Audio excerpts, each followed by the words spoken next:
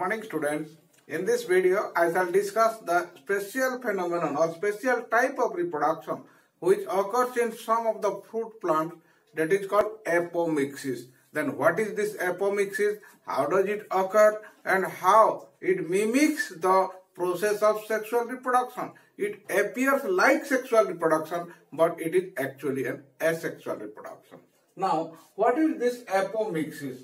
This apomixis, apo means away from and mixis means mixing. That means the male and female gametes do not mix one another, the fertilization does not occur, and still then the embryo develops, the seeds develop, and the new plant also develops from it. So this phenomenon is called apomixis. Now the process of development of a diploid embryo without fertilization. The embryo, it is a diploid embryo no doubt, but it is developed without fertilization because the fertilization is one of the important events which occurs in the process of sexual reproduction. But here it develops the embryo but without fertilization. Now this phenomenon occurs in some of the fruit plants, and this has also certain significance we shall discuss later, and that is why this is an important process in case of flowering plants or in case of sexually reproducing plants. Now mostly during this reproduction process what happens, the sexual reproduction and asexual reproduction, two types of reproduction occur. Then what is this sexual reproduction? During sexual reproduction it is also commonly called the amphimixis, when the male gametes and the female gametes, they are produced by the flower. Endostamen, they normally produce the pollen grain or the male gamete, and the female part they develop the egg cell. Then the pollen grain, by the process of pollination, transfer into the stigma. Then the fusion of the egg cell and the pollen occur inside the embryo sac, and after that the zygote is developed. From the zygote the embryo develops. From the embryo the new plants develop. So that is why they are the haploid one, and when these two haploids join together, fuse together, they form the diploid zygote, and from that the diploid plant or sporophytic plant develops from this. So this phenomenon is called the sexual reproduction. But the asexual reproduction also common in case of plants. There are the vegetative modes of asexual reproduction, as we have already discussed. In this vegetative mode, there are so many propagules. These are called the propagules, and these propagules, it may be your stem, it may be your leaf, it may be your root, and whatever so many other parts from which the new plants can also develop. But in addition to this, sometimes in some plants, normally this apomixis occurs. Apomixis means the formation of the embryo without fertilization. And this apomixis are of two types mainly. This is the sporophytic apomixis, or that is the gametophytic apomixis.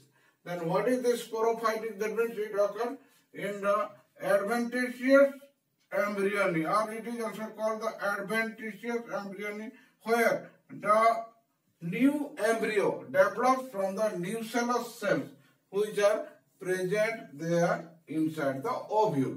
Because inside the ovule, the special layers of cells which are called the nucellus cells, and from the nucellus cells, sometimes it is not a common phenomenon, but sometimes it occurs, develop into the embryo, and in case of mango, and this type of embryo which is developed from the sporophytic tissue. And so that is why this is called a sporophytic apomixis. But sometimes this apomixis also occurs in the gametophytic cells. Normally, in case of gametophyte, that means which is called the embryo sac. And in the embryo sac, there are different types of cells like your egg cell, which is the female gamete, and the synergid cells, then the antipodal cells, then the polar cells. So these are the different haploid cells which are present there, and they also help in the formation of the embryo. Now this gametophytic or the gametophytic apomixis. It is of two types. Either it is diplospory type or it is apospory type. Then what is diplospory and how does it occur? So diplospory means when the embryo develops from the cells which are present there inside the embryo sac. But normally it is either of parthenogenesis type. What do you mean by parthenogenesis? When the unfertilized haploid egg, it normally directly develops into the embryo without fertilization. Because normally it is an egg cell. Egg cell fuses with the pollen nucleus to form the diploid zygote, normally in case of sexual reproduction. But sometimes what happens in some plants, this unfertilized egg directly develop into the embryo. From the embryo, then it is developed into the seed because the endosperm also developed there. So that is why from this seed, now the new plant develops. The new plant develops from here. So this phenomenon, it is called the parthenogenesis, and this parthenogenesis type of apomixis also occurs in some plants. Now, another one, the apogamity. And this apogamity, it is also a special phenomenon or special type of apomixis in which the haploid cells which are present there in the embryo sac or female gametophyte, either they are synergid cells or antipodal cells. These cells are the haploid cells which are present inside the embryo sac, and sometimes these cells also automatically develop into the embryo. From the embryo the seed develop and automatically the new plant develops. This phenomenon also occurs in some of the plants. So that is why this is called the apogamity. Now another one, that is the apospory type. What is this apospory type? So sometimes the embryos develop not from the embryo sac cells, but they develop from the somatic cells of nucellus layer. The nucellus is present there inside the ovule, and in the ovule, just outside the embryo sac, this nucellus layer, these are the somatic cells, these are the diploid in nature, and these diploid somatic cells, normally they develop into sometimes the embryo sac and they develop into the new embryo. Or this type of development, it is called the aposporic development or apospory apomixis. And here the somatic cell or diploid somatic cell of the nucellus layer, it actually develops into the new embryo and it later on develops into the new plant. So this phenomenon, it is called the apomixis. Now, what are the important features of this apomixis? Now, it appears to be like the sexual reproduction because embryo develops or seed develops, and from the seed the new plant develops. But this is not actually a sexual reproduction, but it is an asexual mode of reproduction.